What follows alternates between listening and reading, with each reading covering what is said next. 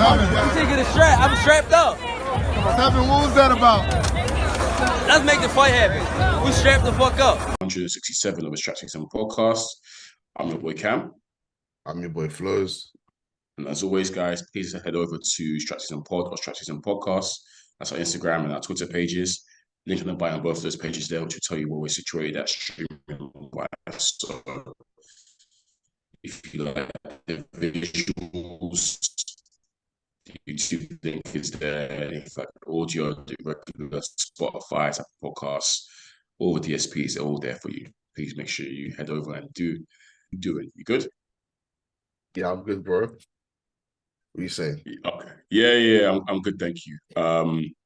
Yeah, man. Flowz, we're here. It's a bit of a dry week. Don't know why. But yeah, not much boxing wise to talk about, I guess. But we always got to come up with something, listeners. So yeah, there was a card that came up this week, Joe Cordina card. I think we mentioned it in passing, right, Flowz? I think we mentioned it in passing. Yeah, it's worth talking about. We like Cordina. Ramla Ali was also on the card. Joe Cordina was fighting the guy called Vasquez, I believe his name was, Flowz. Yeah. This was a mandatory defense. I think he was meant to, get through this guy fairly easy before he can go on to bigger and better. But it turns out, Flowz, that this was a lot tougher than expected for Joe Cordina. And even though he was able to come away with the victory, it was a tough night's work, apparently. Yeah, Flowz. Just to refresh listeners, I think we spoke about Joe Cordina a couple of times in this pod that we're both fans. I assuming you're still a fan of him. Yeah. And this is kind of what happens in boxing sometimes. You come up against a mandatory that isn't well known or is tricky, and you might not have your best performance, right, Flowz, but you've got to somehow get the job done. And that's what Joe Cordina was able to do. He was able to somehow eke out a win, and he can move on to bigger and better. But yeah, it seems like this Vasquez guy was a big banana skin potentially, and Cordina was able to come through it. So I give him props for that, I guess. Right. Yeah. Yeah, apparently there's not going to be a rematch because I know it was quite contentious or close on the scorecards or whatever. But yeah, I think, there's bigger and better things out there for Cordina. You can learn from this one. And yeah, like you say, on to the next. He's trying to unify the division. So yeah, let's see. Yeah, for real. Okay, cool. On the undercard though, Flowz, it's worth talking about Ramla Ali. She was trying to avenge her defeat against a lady called Guzman who brutally knocked her out when they last fought. I think it was earlier in this year. Dirty KO. And Flowz, I think we might as well talk about the preamble because this Guzman chick was giving me life. Obviously, full of confidence based on the fact that she rocked Ramla Ali and got her knocked out. And you saw in the weigh-in Flowz, the face-off, the way she was smiling, rocked up to her head first, put her fist in her face. It looked like Ramla Ali. I can't lie, Flowz. It looked like Ramla Ali didn't like it at all. She didn't want to be there. She was, moving back or whatever. But this Guzman, she's a G for that still. She's a big G for that. Yeah, that was funny. But our girl Ramla was able to, come away and avenge that loss. To be fair, Flowz, it was a shock loss. I think that first time. I don't think it was expected for her to. I can't remember if she was winning the fight, Flowz, because I haven't watched the fight back. But I feel like she might have been, maybe not in control, but she was in this. No, I'm pretty sure this Guzman chick rocked her a few times. Yeah, dropped her a few times. Yeah. I think it could be a different fight. Yeah, I remember it now. Yeah, Guzman was killing her. Yeah, it was cracking. But she wasn't expected to do that. So fair play to her for taking that immediate rematch because obviously sometimes Flowz it's tough. Like when you lose in such a dirty way, you can second guess yourself. The confidence can just be sapped. But she said, run it back. I'm ready to run it back, and she did a comprehensive job in getting her get back. So shout out to her on doing that because it takes a lot. You have to be made of the right stuff, right, Flowz, to be able to do that. Yeah, like you say, in that face-off I was looking at, I was like, yo, that's a 10-8 round. From what I've seen, What, from the face up alone? from the face up, like, yo, that's a 10-8 round to Guzman. The way she was confident and like you say, Rabin Ali didn't like it. But shout out to her mental fortitude, because not a lot of people jump right back in after getting stopped badly like that. Because she was really, she got folded, really and truly. But yeah, she righted that wrong. And now she can move on with her career. She's exercised that demon. Shout out to her for doing what I'm sure a lot of people were advising her not to do. The usual consensus is when you take a dirty beating, don't need to run it back. Maybe just go into other stuff and then come back a bit later. But we saw what happened with AJ. AJ got beaten badly by Ruiz, and he ran it back. A lot of people were saying, "Don't do it. Don't fight it." Bare people were saying he shouldn't fight Andy Ruiz again. Yeah. But obviously, pride and the fact that AJ was winning that fight, he wasn't in control until he sort of let himself get caught. Made him run it back, and he was right to do it. So I always get people who avenge the defeat straight away. And some people say that, but so and so knocks you out, you should be knocking them out. Winning by points, is that really a victory? I can't lie, Flowz. Take whatever you can. End of the day, a W is a W. So yeah, cool. You might want to knock them out to pay them back, and it's not as good as their victory over you. But at the end of the day, for me, a dub is a dub, man. Who cares if you didn't knock them out? Yeah, that's a fact. I just remembered what's it called? It was the Joe Cordina one. There, because Lee Wood's talk about moving up. They've already trying to build Lee Wood versus Joe Cordina. Is that something you'd like to see? I would like to see that. Yeah. I would definitely like to see that. Nice domestic dust up. Obviously, Lee Wood's coming with pedigree, champion. And yes, we do know that he pretty much has outgrown the weight. They have spoken about moving up, so it makes sense. It's an easy fight to make. Both Matchroom the zone. So I'll be for that fight. I'll favour Cordina in that one, but it's obviously Lee Wood. We know isn't easy, and we've written him off so many times before. Floyd, he's come through. So don't be surprised if somehow he pulls up another shock. But yeah, I do like Cordina a lot. I think Cordina is a really good boxer. And Willie Wood's the type of fight where Cordina can really flex and show off how good he is, I think. Because Lee Wood's going to come forward, all that kind of stuff. So yeah, I would like that fight. If I'm just playing the other champions in Cordina's weight division, he's I think he's featherweight right now. He's featherweight, isn't it? Super featherweight. Yeah. So it's him. Okay, Navarrete. He's been around for a long time. Oshaki Foster. I know he's signed to Matchroom as well, American. And Hector Garcia. I'm not too sure who he's signed to. BBC, no? Yeah. We've seen Garcia, yes. Actually, no, BBC, because he fought Tank, yes. So we got BBC, yeah. So Cordina, that's a nice division for Cordina to clean up, to be fair, if he decides to do so. So and I welcome Lee Wood coming to the division as well. Lee Wood can scrap, he can make a name for himself there as well. So decent little division. But I like Cordina's chances in unifying and getting the rest of those belts if that's the route that he wants to go down. So yeah. Shout out to Joe Cordina. That's it in terms of the roundup for the fights that went down this week, Flowz. This upcoming week, we haven't really got much to preview, but there's still a few talking points. There was what's it called? I don't know if you saw. Yes, actually, yes. Yeah. Yes, I completely forgot. Go on, Flowz, you can introduce. Ajagba's fight. Yes. Was it Joe Goodall? Joe Goodall, yeah. Joe Goodall, yeah. I think they fought in the amateurs. Joe Goodall got the best of him. Yep. It was Olympics. Was it Olympics or Olympics? I think it was. Yeah. World Championships. One of the two. Actually, it might be Worlds. It might be Worlds. Yeah. So there was a bit of history there. Mm-hmm. And it was good. Yeah, it was good as revenge for Ajagba, right? So I'll be honest, folks. This Goodall guy, I haven't really heard of him. Yeah. I think he had one loss in his resume. I think it was prior to the Ajagba fight. I think it was. But it was funny because in the build up to the fight, because I caught some of the presser and whatnot, I'm seeing comments from Australians, people saying, "Oh yeah, I'm Australian. I don't even know who Joe Goodall guy is," which made me laugh a little bit.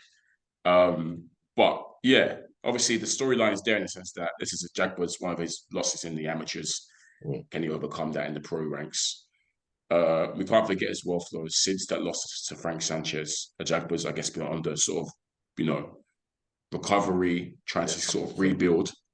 He hasn't lost since that Frank Sanchez loss.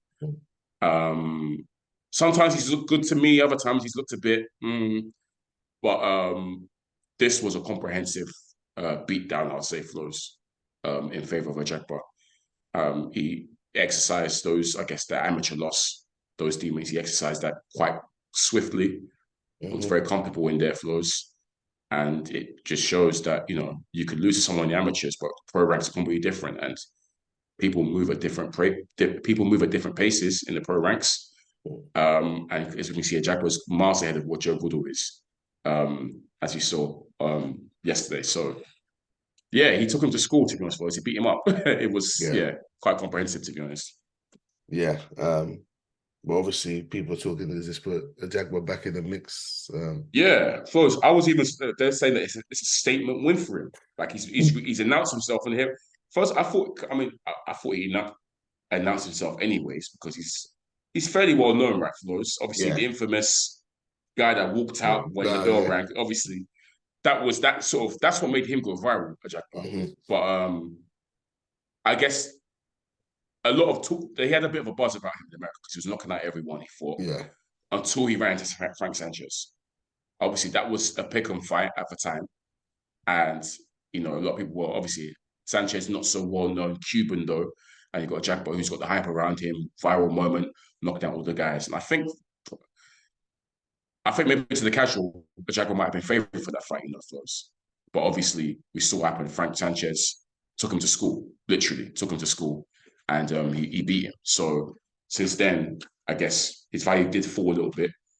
But yeah, I found the commentary about the fight after the fight, Flowz, about him re-announcing himself as a big player, over sensationalized, if you ask me, Flowz. Very over sensationalized. It's not a statement. I'm so sorry. Joe Goodall, someone that we've never heard of before, is not a statement. That's what I could say on that. What I will say is it's just indicative of where the heavyweight division is at the minute. It's stagnant. There's really no activity. You look across the top 10, who's really doing anything, really. We've been treated to some fights, like Zhang and Joyce, who've put it on the line. But really and truly, it's just disappointing all around. When you look at it, we really want to see one fight. I don't know who Frank Sanchez has fought since. I'll be real. And looking at FA's wins since, they've not been special. Who else is in the division? Well, the big hope, as we know, Flowz, is Big Baby Anderson. Big Baby Anderson. For America. He's the one that people are thinking potentially he's the new guy to take over. Yeah. Exciting, godly image, you know what I mean? But as you've said, Flowz, you have your own worries about whether he even cares about boxing enough or not. He was the bag to get out. Look, even what's it called? Philip Hergovich. I don't know how much him, right? Yeah, how active he's been. Andy Ruiz, these man just doing videos. Yep. Wilder just doing videos. Tyson Fury has to retire. We'll get on to him. We're still coming back to you, Tyson. They're looking for the heavyweights are trying to do crossover thing. They're trying to do the crossover thing now. All of them running, chasing the bag. Martin Bakoli, I guess. Martin Bakoli's looking like a threat in the division, with the active ones. I mean, they're saying Ngannou is now top 10. Look, with the landscape now, he might just be. he might just be. Because it's Luke King Kong Ortiz. What's he doing? Well, what was it he said recently? He's waiting, he's ready. Wait, and that's when he was facing a ban, right? King Kong Ortiz, a Peds ban. Yeah, he got pinged again. Yeah, he got pinged again. Okay. But I don't, since he got pinged, I don't know like the procedures, what happened. I don't know if they banned him or not. But he's come out this week now and said, or last week saying he's ready. He's been training. He's ready to, get a fight. Whoever wants to fight can get it. And it's like, you can't talk about whoever can get it, who wants to get it, because you've ducked numerous offers, numerous career high paydays. So I'm not trying to hear about, whoever wants it can get it. I'm not trying to hear that from you. Sad. You're looking sad at a bit. Dylan White still is he fighting his case or whatever? Dylan White. He's fighting his case. Yeah, he's still fighting the case. Look, these lot have let Jarrell Miller back in the mix. Yeah, even that's peaked itself. Don't tell me Lucas Bryan is still going as well. Or Wallin's looking like one of the main guys in the division. Oh yeah, like the divisions where it's at. The young bucks might as well start thinking like Jared Anderson. If you're focused, it's all there for you, really and truly. Even who did we see recently? We saw quite a few heavyweights recently, didn't we? Obviously, look on the Fury card. Yeah, well, obviously the British lot. Yeah. That's the British lot is what my eyes are right now. It's the most exciting part of it, right? And these guys we don't necessarily rate, but that's what we're. Isn't that funny? We've said that we don't really like massively rate the new crop of British lot, but they're the ones that keep the lights on for us. They're entertaining us. We're trying to say, yeah, okay, Fraser Clark, you fight him now, blah blah. Obviously, we'll talk about that in a little bit, but yeah, man, it's quite funny. That is actually very ironic. Because the top guys are going to do it. Like I was saying to you, like, look, this beef between Wardley and David Adelaide started this year. It started this year where David Adelaide pulled up on Wardley. They had their back and forths online, pull-ups, back and forths on Twitter, videos, scraps, press conferences, and they delivered. They fought, and we enjoyed it. So we need more of that activity, beef, and get it cracking. It's reminiscent of women's boxing, what Wardley and Adelaide done. Yeah. So shout out to them. They put on the line, and jokers. The videos Wardley's putting out are killing me. Yeah, well, just to round off on FA, before we obviously move on, so we can move on to Wardley. So for me, Flowz, it was a good performance.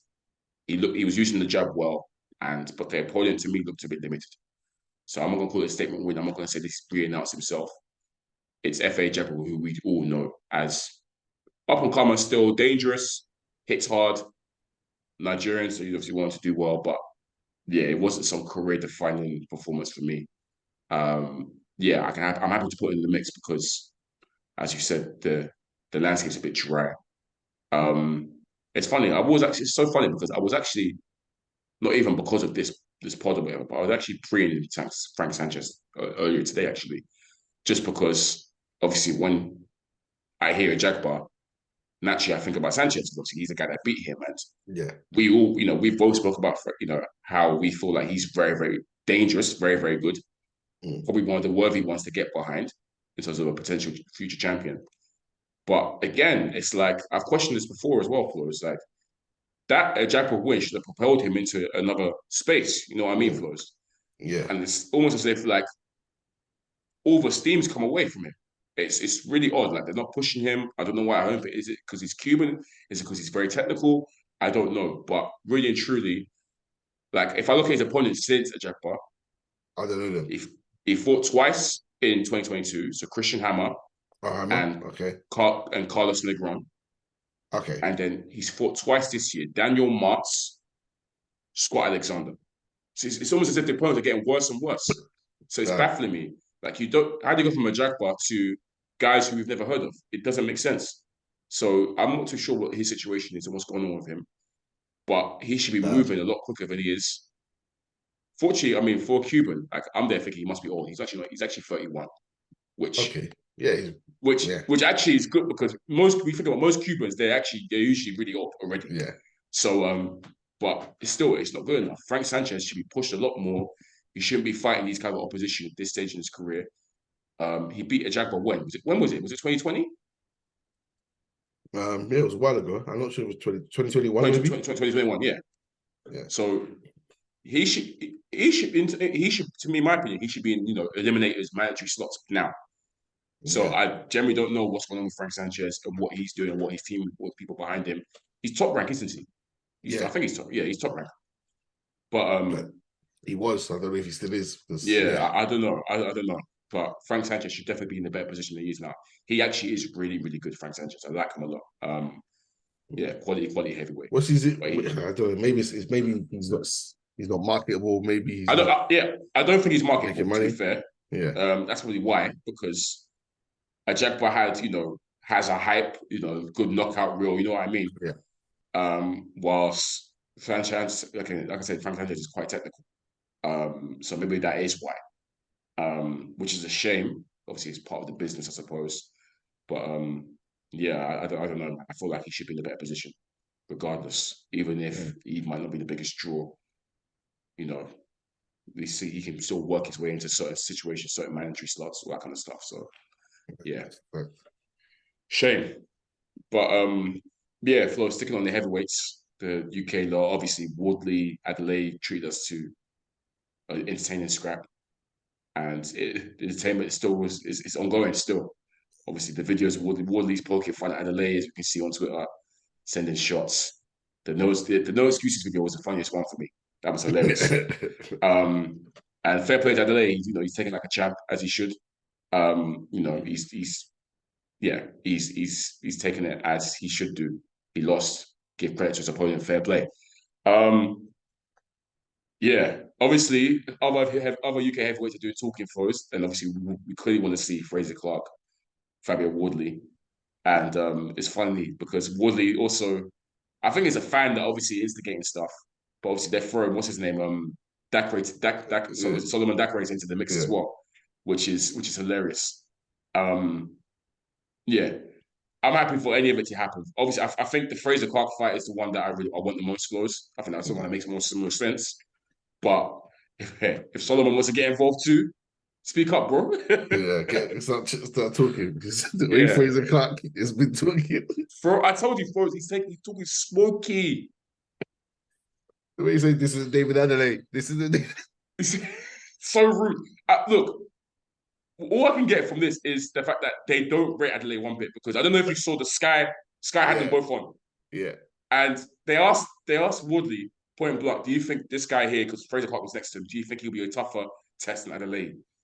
The way Woodley went, the way he laughed, the way he chuckled, he said, yeah, 100%.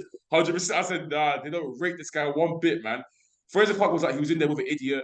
He was in there with some big guy that's useless, but I said, they don't rate Adelaide one bit, it's so rude. But you know what makes it interesting? Yeah. We know David Adelaide's mentality. He's going to win. Yeah. When he bucks Fraser Clark. Brother, he's going to want to, he's going to 100% want to fight Fraser. 100%. In fact, when they had it back and forth on the fight. Spencer Fearon. Yeah. Brother, look, set up Woodley Clark. Loser fights Adelaide. That's all I want to see. Yeah. Because Adelaide is still somehow, even though he probably is a level below these guys, his mouth has kept him in the mix, so he can stay there. You feel me? So it's hilarious. But hopefully they set that up. I'm down for that. I think it makes logical sense. It's so funny because obviously Wardy's saying, boy, will Ben Shalom allow it though? That's a big, we can always talk now, guys, but will Ben allow it? And I think Clark this time will apply such pressure to Ben that Ben can't, he can't shake him again. I think boxer are in a position where they can't not make that fight now, honestly, Flowz. Because if not, the backlash is going to be crazy. Absolutely crazy. So I think they're back into a corner now, Flowz, where that fight has to be happening. It has to be happening next. Yeah. Look, I want all these guys to start getting in the mix. Solomon Dakar start talking. Even Romford Bull, Johnny Fisher. I was saying, we can't forget about it. Romford Bull, he's not in the mix yet, but he can get in the mix. Granted, he's building his profile quietly. He's actually a bit of a big name, but we need to start seeing him in legit fights. I guess he's still a rookie, but David Adelaide is still a rookie. Even Woodley's still a rookie, man. Even as I said, Solomon's a rookie. They're all rookies. Yeah, they're all rookies. So look, I know you might not be willing to risk it, but I like to see him in beef as well. I like to see him get chatty. Leave all the Chinese and Bush stuff. Leave all that to one side and start getting into legit fights. Because Yeah, right now they're at a level where it's not even so much the cream rises to the top. It's like you get rid of all the guys that because we don't really rate these man too tough. But it's an opportunity to make yourself look like the best of the bunch. Yeah. And let's because be honest, folks, once all these men fight, the winner will truly be labeled the next big thing to come out of the UK heavyweight. Exactly. Fights. Yeah. Because right now, obviously you have your favorites and whatnot, and that's cool. There's certain people that are standing out a bit more, but they're all around each other. It's like, who's the next one up? Is it Fraser? Is it Blanford Bull? Is it this? They all get in the mix. We can officially say, okay, look, he's the one. He's the one we can back. This is the same thing we keep saying for the light heavyweights, right, Flowz? We keep saying that the reason why we want to see Boatsi and Yard and all these guys getting the mixes, it's a good crop, or there's enough of them to call it a decent crop. Yeah. Who is the best out of all of them? We want to know.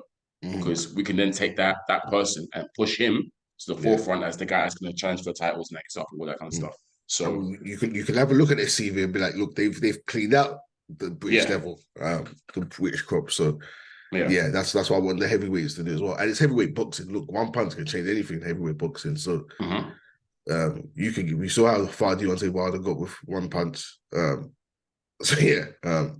Anything's possible. Yeah, 100%. Might as well stick with heavyweights, Flowz, then. I know you got some more words to say about your boy Fury, the WBC, the best heavyweight in the world. Still a bit of backlash, isn't it, or still a bit of fallout, shall I say, from the Ngannou fight, Flowz. What are your thoughts towards, I guess, the fallout, all the talk? Obviously, it seems now that they were meant to fight December 23rd with Usyk. Yeah. And I'm seeing now that that's going to be pushed back to February. Yeah.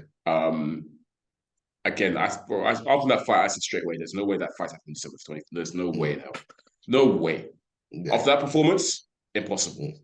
So, I remember you saying as well that obviously Usyk was adamant, like, no, you made me lock into this day, you got to do it. But it seems like Fury somehow been able to get his way again. And that fight's now going to happen next year. I'll be honest, he probably needs it. It should. After that performance, it's got to happen in February, not December. Yeah, that's so that 23rd date is still open, and there's potential talks. Yeah, December 23rd date is still open for Riyadh season, so there's talks of Ngannou being back on the card, fighting a Chisora. Which is shout out Chisora, he keeps getting the bag, so. If he gets another bag, shout out to him. We've been calling for him to retire, and he's been adamant. He's still got something left in the tank. He's been atting these guys. Chisora is the one.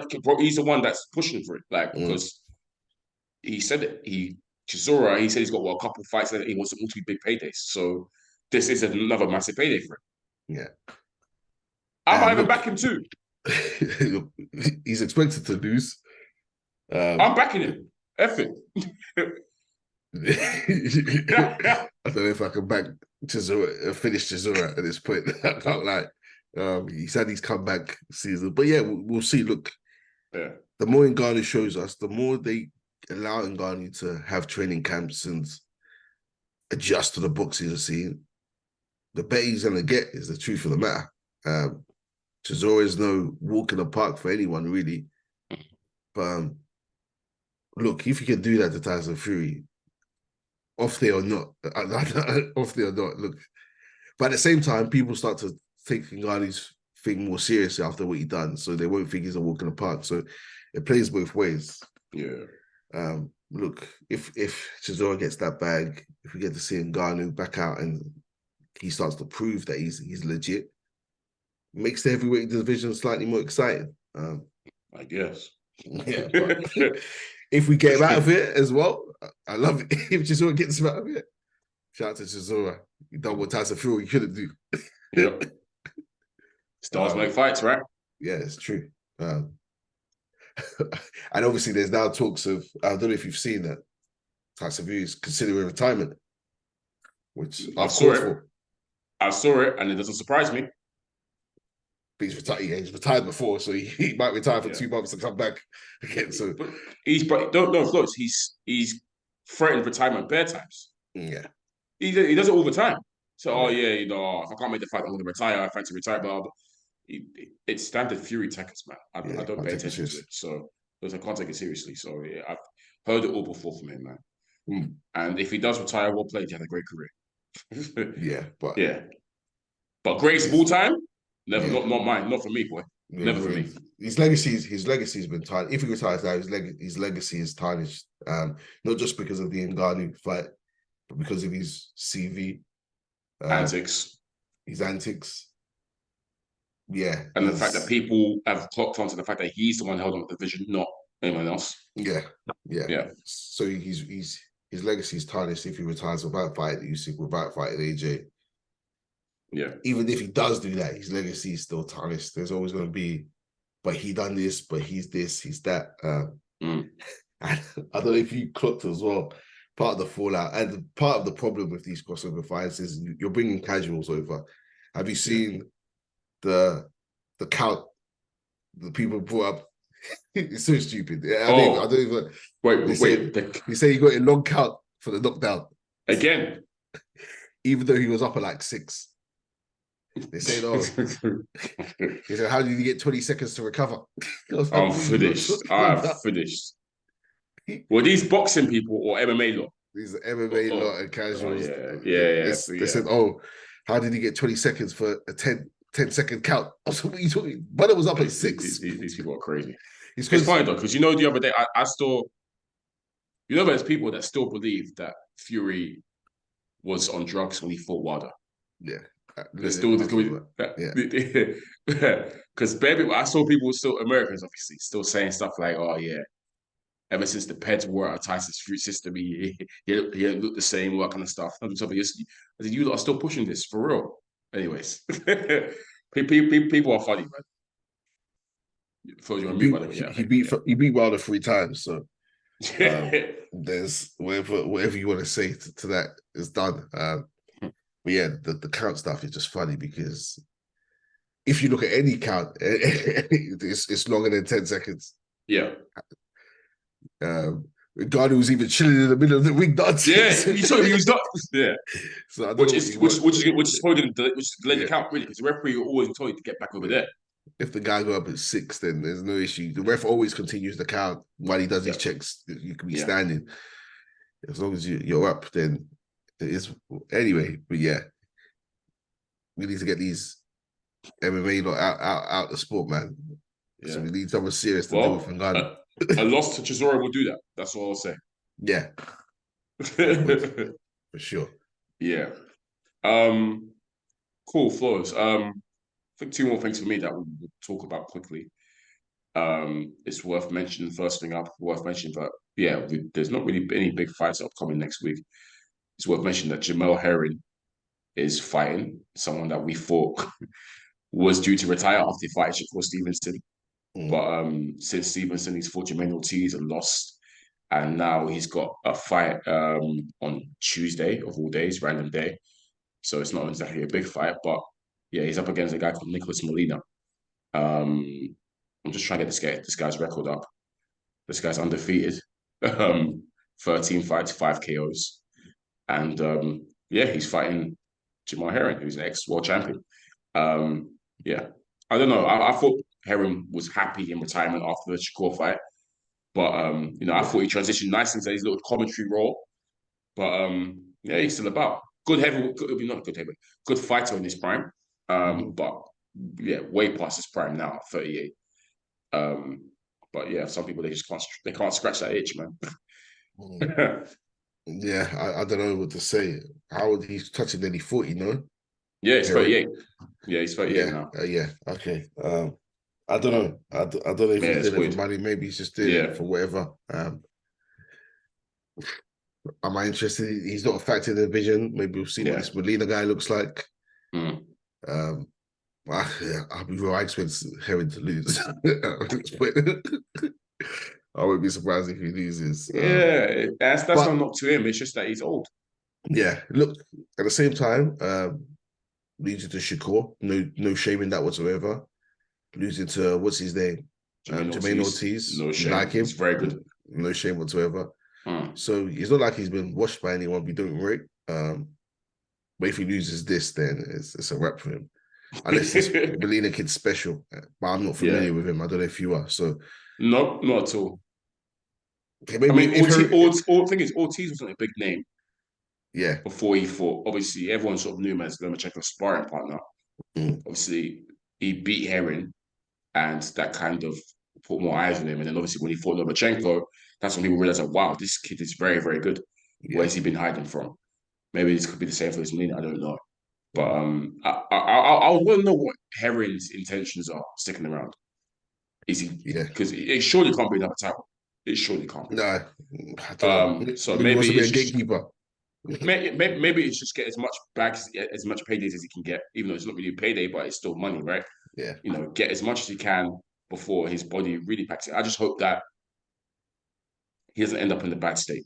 You know what I mean, Flowz, by taking extra fights as he needs to, because yeah, Shakur beat him up, which Shakur was always going to do.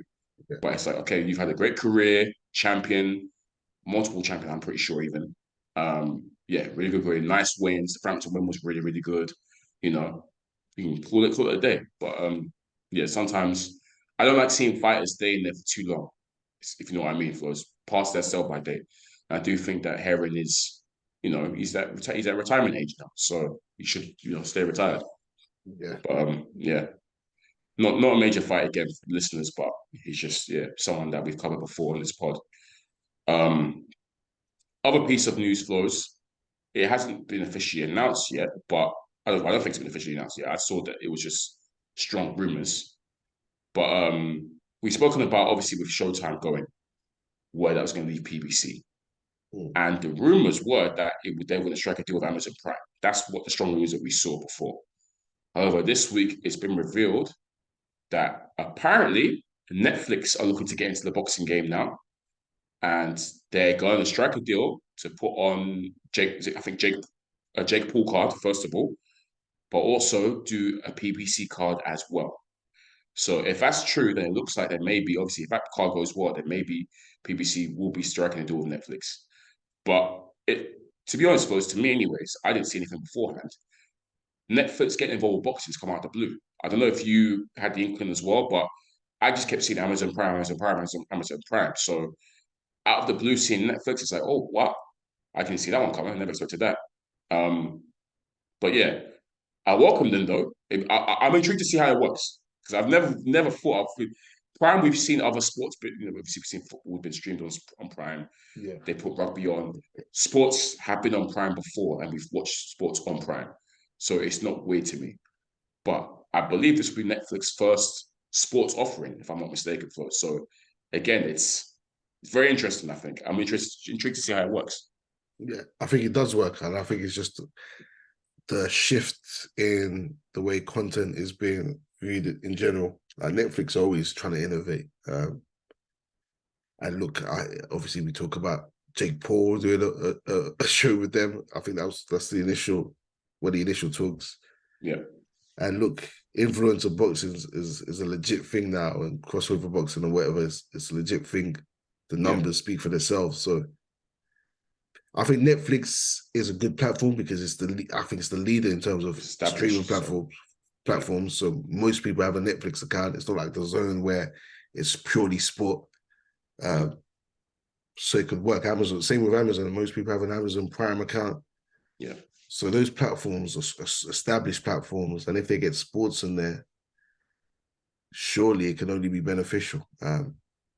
And we're interested to see if it's pay-per-view or if it's cheaper pay-per-view, like more likely. It will pay-per-view. It will be yeah. Oh yeah, they'll do pay. But would it be cheaper pay-per-view where they're not paying $90 for pay-per-views in America anymore? A more reasonable price. So we'll see. I think it'll be that as well. I think it'll be not like I think it'll be cheaper pay-per-view. Maybe even if you already have a Netflix account, they might even be able to cut a deal even. But yeah, overall, I think it is, if this is the case, and let's say PBC do go over there, then we can kiss goodbye to the $100, $90 pay-per-views for the moment, anyways, in America. Especially if it still works out. That's why I understand why they're saying one card first to trial it. And if it goes well, then boom. Yeah, we have a new player in the boxing game, in the streaming boxing game specifically, because obviously the Zone, it was the sort of the first major streaming player to come in. But Netflix is, as we say, the market leader, right, Flowz? So it's a big player. Yeah. Competition, never a bad thing. Exactly. Yeah. No. We'll keep you listeners posted in terms of those developments. Obviously, nothing officially's been announced yet, but definitely one to keep an eye on for sure, Flowz. I think we can call it a day there, Flowz, unless you've got anything else to add. I think that's it for this week. Yeah, I think that's it. Just counting another day to some big fights. We're in November now, Flowz. Yeah. There is a major. What's the big one? There's a couple big ones, I swear. Of course, Stevenson's back out in a few weeks. Good opponent. His opponent is good, strong opponent as well, Flowz. Very good opponent. I look forward to that one. Who else? Chantel Cameron. Yep, Cameron Taylor. End of the month. Also, Andre Benavidez. Yeah. Yeah. The 23rd. No, 25th. 25th. Okay. Yeah. Cameron Taylor and Andre Benavidez same day. So that's that one there is beautiful. As it gets closer, Andre Benavidez is getting me more excited for us. That's a great fight. That's a great fight. So I look forward to previewing that one. But it's quarter day there, Flowz. This was episode 167 of the SZN Podcast. Once again, I'll be your boy Kam. I'm your boy Flowz. And as always, guys, keep liking, subscribing, supporting. Peace.